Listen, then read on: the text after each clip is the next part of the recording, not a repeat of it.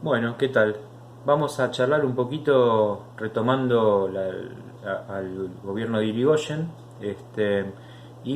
vamos a hacer una aclaración. Recuerden que este gobierno se va a estar dando ya con la Primera Guerra Mundial comenzada, ¿sí?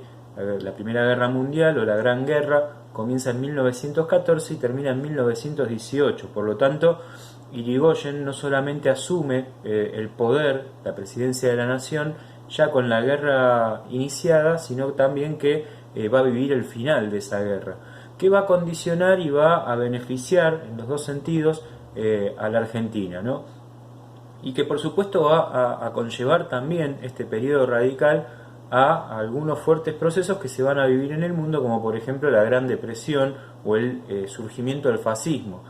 Terminada la Primera Guerra Mundial, en 1918 va a surgir este movimiento en Europa que también va a tener fuerte implicancia en la Argentina. Después lo vamos a retomar con tiempo.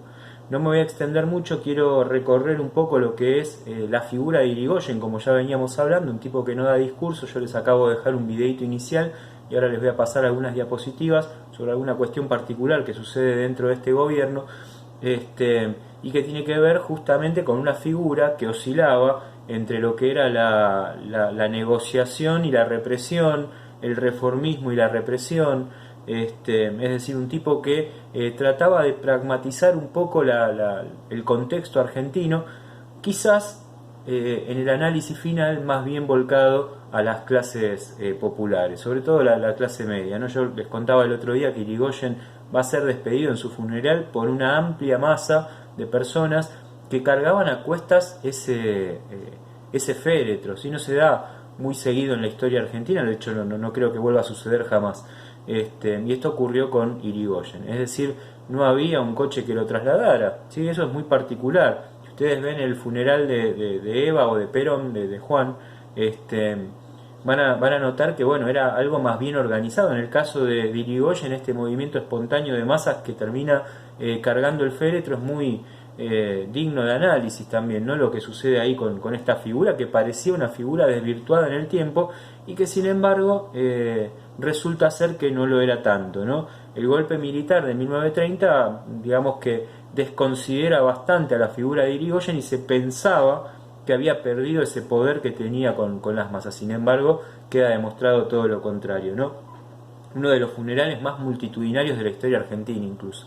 Estamos hablando de 1933, si yo mal no recuerdo, la muerte de Irigoyen, es decir, no era un periodo de redes sociales, por supuesto, no era un periodo de fuerte masividad comunicacional. Entonces estamos hablando de un periodo donde el de boca en boca funcionaba bastante bien, por lo visto, ¿no? El caso de Irigoyen es muy particular porque también recibe una Argentina que está no solamente influenciada por la Primera Guerra Mundial, sino también por la Revolución Rusa, que se va a dar como movimiento también en el mismo periodo y que va a tener fuerte influencia en distintos estados. Entonces eso va a despertar corrientes de reacción, ¿no?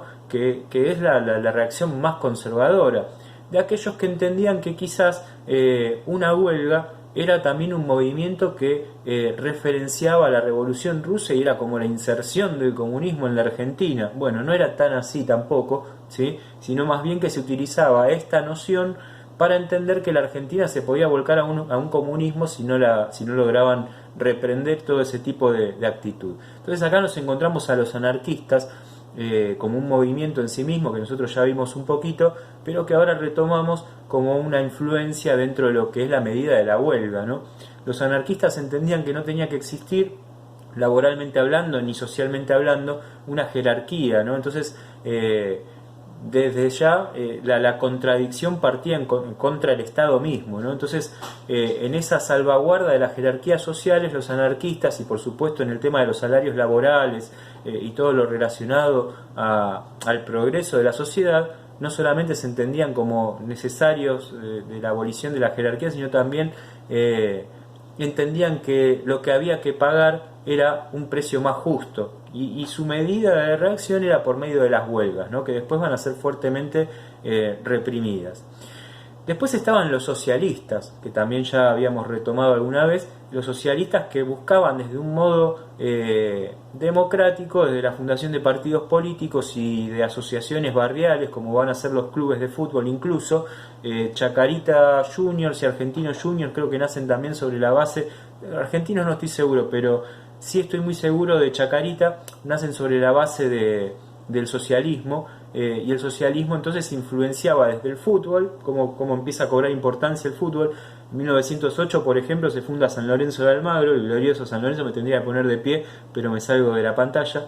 Se funda San Lorenzo, es decir, empiezan a surgir una serie de clubes importantes, por supuesto, para la historia argentina. Va a surgir Boca, River, etcétera. Es un periodo de surgimiento de clubes de barrio que después se van a hacer muy fuertes hacia el periodo irigoyenista, ¿no?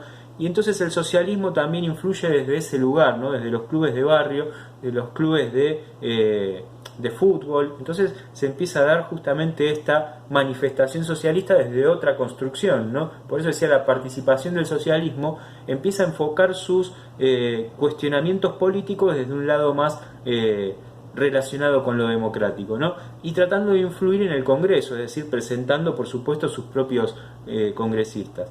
Ahí es donde la figura de Alfredo Palacios también ya tenía una notoriedad, bueno, se va volviendo cada vez más notoria. Y después tenemos los sindicatos también como una fuerza de reacción dentro del irigoyenismo, que acá es donde Irigoyen se mostraba un poco más adepto, porque Irigoyen, entendiéndose como un nexo entre el Estado y el pueblo, utilizaba a los sindicatos también en alguna medida para poder negociar algunas cuestiones. La sociedad argentina entonces es una sociedad que, a rasgos generales, se encuentra exportando carnes hacia el exterior, ¿sí? En ese sentido hay hay un doble beneficio que yo decía recién, que después lo vamos a retomar desde el plano económico, que tiene que ver con la figura de la Gran Guerra, de la Primera Guerra Mundial. Era la Gran Guerra porque todavía no había existido otra superguerra como esa, entonces era la Gran Guerra y no la Primera. Después cuando venga la Segunda, a esa se la pasa a llamar la Primera. Yo decía, la exportación de carnes, bueno, se va a ver beneficiada y condicionada a la vez, porque en cuanto la guerra empieza a generar una confluencia mayor de problemáticas, la exportación se va a ver, por supuesto, desproporcionada, es decir, no va a tener la influencia que venía teniendo. Entonces se restringen los mercados y la Argentina empieza a sufrir un poco el impacto que antes la había beneficiado, ¿no? Argentina siempre como una agroexportadora de materia primaria, ¿no? Entonces ahí es donde tenemos que hacer un poquito de contexto, ¿no? El sindicalismo, como decía recién, y una nueva etapa de construcción en donde las reformas empiezan a surtir fuertes influencias. Lo va a ser la reforma universitaria del 18, que después vamos a charlar también puntualmente de ella. El irigoyenismo es un movimiento de masas que refleja un montón de cuestiones que incluso después van a ser retomadas, ¿sí? Piensen que de alguna manera acá se sientan las bases para una universidad gratuita. Bueno, el que establece la gratuidad universitaria también va a ser Perón. Entonces hay muchas cosas que incluso el mismo peronismo toma de procesos anteriores, incluso el socialismo con el sufragio, ¿no? Socialistas que venían peleando muchísimo por el voto femenino y que todavía no se da, ¿sí? Acá. Por eso decíamos, bueno, voto universal hasta por ahí nomás, ¿no? Cuando hablábamos de la ley Sáenz Peña. La apertura del Estado, que tiene que ver justamente con un sufragio un poco más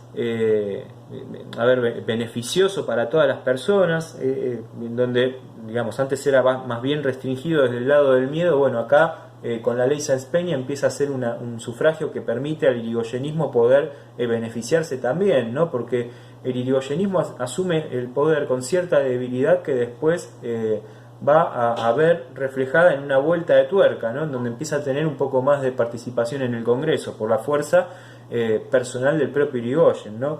Del fútbol que hablaba recién, la cultura como tal, el tango, ¿sí? El tango es muy importante, la música en la historia argentina va marcando, en la historia del mundo en realidad, pero en la Argentina en particular va marcando un rumbo muy interesante de acuerdo a la línea de tiempo. Ya algún día charlaremos, si se puede, de música en la historia argentina, y realmente, bueno, el tango viene a marcar un periodo como el de Irigoyen arrabalero, ¿no? Y que con ese toque de nostalgia habla de una Argentina muy, muy particular también. Los nuevos estatus sociales, ¿sí? Yo hablaba el otro día de una incipiente clase media, la incipiente clase media, respondiendo a algunas dudas que puedan surgir, es algo que está surgiendo, algo que está apareciendo. No se sabe bien cuál es el germen de origen, no lo tiene, porque aparece de forma gradual y se va formando en lo que son las clases populares, ¿no? Oscilante, no está ni en la clase baja ni en la clase alta, sin embargo empieza a adquirir un nivel salarial y una posición un poco más de preponderancia que las clases bajas. Entonces, como tampoco llega a ser una clase alta, se le empieza a denominar la clase media argentina. ¿Qué es la clase media argentina? Bueno, la vamos a construir hasta finales del peronismo, ¿sí? Una clase media que surge de acuerdo a este imaginario que yo estaba relatando recién, que tiene que ver un poco con lo salarial, un poco con la posición, empiezan a aparecer personas de más camisa y corbata, ¿sí? Empieza a haber más burocracia, el Estado se abre un poco más a la participación de otras personas que antes no tenían la suerte de participar, ¿no? El Estado se va volviendo un poco más participativo desde ese lugar. Irigoyen en realidad también con su figura lo va haciendo. Entonces, ¿qué es la clase media? Bueno, la clase media es algo que, como decía recién, no está determinada en la clase baja ni en la clase alta, aparece oscilante, ¿sí? Y vamos a ver cómo funciona la clase media psicológicamente social en toda la historia argentina. En este caso particular, cuando la clase media adquiere cierto poder, algunas partes de esa clase media se van a volcar a las figuras más conservadoras y otras a las figuras más preponderantes en cuanto a la línea de masas que venimos analizando. Estamos configurando de este modo la patria radical, ¿sí? La patria radical que tiene, como decía recién, ciertas oscilaciones en cuanto a que una de ellas es la semana trágica, ¿sí? Hasta acá hablamos de un Irigoyen que construye una imagen bastante positiva, ¿sí? Porque está haciendo un cambio muy preponderante para el Estado. Habrán visto el discurso que les estaba dejando recién de Irigoyen. Y que por otro lado, también hay que hablar de la parte represora de Irigoyen. Como decía recién, había una línea que entendía del conservadurismo, sobre todo de la parte militar, que entendía que el comunismo se podía llegar a instalar en la Argentina y las huelgas eran entendidas de ese modo. Acá tengo unas diapositivas que son las que les quiero compartir. Vamos a ver cómo funciona. Bueno, acá tenemos lo que es la reacción de la Semana Trágica, la huelga de la Semana Trágica que se va a dar en los talleres de Bacena, que son en la Nueva Pompeya, acá en Buenos Aires. Empezó un poco para el otro lado esto. Ese era el problema. Acá estamos. Como decía recién, la Semana Trágica fue uno de los conflictos protagonizados por las organizaciones anarquistas que va a ocurrir en 1919 y en el barrio de Nueva Pompeya, ¿sí? Que es acá en la ciudad de Buenos Aires, acá nomás, ¿sí? De hecho, con el tren que pasa por Fournier va para ese lado. ¿Cómo empezó? Bueno, en 1919 la empresa Bacena lo que hace es reducir el 50% de los obreros y contratar mujeres y niños para reemplazarlos a un salario muy bajo. Esto genera la reacción de los movimientos anarquistas que salen a hacer una huelga, ¿sí? Una huelga bastante también dura, ¿sí? Esto viene a consideración de lo que tiene que ver con la Primera Guerra Mundial, ¿no? Que es lo que genera de algún modo que la estructura económica de la Argentina empiece a verse restringida, ¿sí?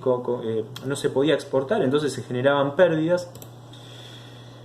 La respuesta de los trabajadores, bueno, como decía recién, fue una huelga que la policía, por supuesto, va a reprimir y que va a generar enfrentamientos considerados por cierta parte de la prensa como un complot revolucionario. Irigoyen dispone la libertad posteriormente de los obreros detenidos y fomenta el aumento salarial de los trabajadores de los talleres Bacena, pero en primera medida las fuerzas representativas del Estado habían ido a reprimir esas manifestaciones. Por algo le decimos la Semana Trágica, ¿no? Entonces también reincorpora a estos huelguistas despedidos. Bueno, acá estaba la imagen que les pasaba recién y hay que relatar a consideración de esto que la fuerza del irigoyenismo en cuanto a la medida, ¿sí? Tiene que ver también con un nexo de negociación que se va a producir luego de lo que es la Semana Trágica. Allí también hay que rescatar algo. Se va a fundar lo que es la Liga Patriótica Argentina, que es una especie de liga parapolicial que va a contar con el intento de, por supuesto, no solamente reprimir, sino tratar de desarmar a lo que son las medidas comunistas. De vuelta, insistiendo con esto. se entendía que todo este tipo de movimientos podía generar la inserción del comunismo en la Argentina. Bueno, la Liga Patriótica Argentina va a cumplir esa función paramilitar, quiere decir que está por fuera de las bases constitucionales y que va a intentar, como decía recién, reprimir a estos movimientos, pero de la peor manera, ¿sí? Con muchísima violencia, por supuesto. Un Estado que genera violencia es un Estado que recibe violencia, ¿sí? Porque después en las reacciones, por supuesto, se va a dar la misma fuerza, es decir, como un amortiguador. El Estado genera violencia, bueno, el resorte hace que reaccione violencia. Entonces, por eso se cuestiona mucho la violencia de Estado. Y acá aparece esta Liga Patriótica Argentina que, como decía recién, tiene una fuerte injerencia. La historiadora Sandra McGee-Deutsch caracterizó a la Liga Patriótica como un movimiento contrarrevolucionario, en tanto sus integrantes definieron su misión como una oposición radical a los cambios que pretendían impulsar los sectores populares, a los que consideraban elementos disolventes del orden establecido, al que pretendían conservar. En un comienzo Irigoyen mantuvo una actitud pasiva frente a la acción paramilitar de la Liga Patriótica hasta que empezó a verla como una amenaza hacia el propio gobierno, razón por la que comenzó a controlar sus filas, ¿sí? Entonces Irigoyen se presenta también como un harto conocedor de lo que es la Liga Patriótica. Lo que va a hacer después es tratar de otra vez funcionar como una especie de salvaguarda del orden. Bueno, hasta acá, con esta lectura final, esta construcción de una Argentina irigoyenista que se ve oscilante entre algunas cuestiones. Primera Guerra Mundial en el mundo, economía, ¿sí? Por un lado beneficiada, por el otro restringida en la plenitud de la guerra, y los conflictos internos, ¿sí? Hacia nuestras propias fronteras, que tienen que ver justamente con las reacciones de los huelguistas en un principio, pero además con sendos movimientos que tenemos influenciados también, eso hay que recalcarlo, por la Revolución Rusa, ¿sí? Que a cuestión también vamos a charlar de ella. Les mando un abrazo.